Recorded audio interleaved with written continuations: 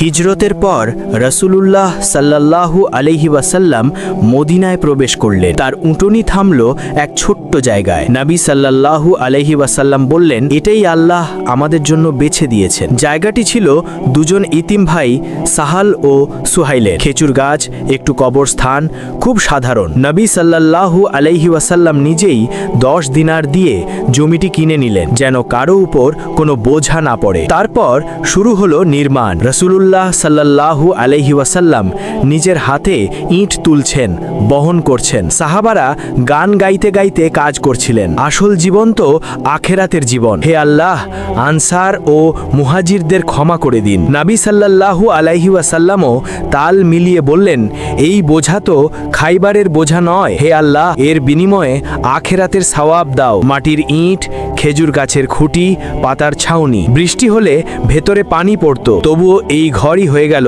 দুনিয়ার দ্বিতীয় পবিত্রতম স্থান। এখানেই প্রথম আজান, এখান থেকেই ইসলামের আলো ছড়িয়ে পড়ল পুরো দুনিয়ায়। যে ঘর ভালোবাসা আর ত্যাগ দিয়ে গড়া হয়, আল্লাহ তাকে চিরকালের জন্য বরকত দেন।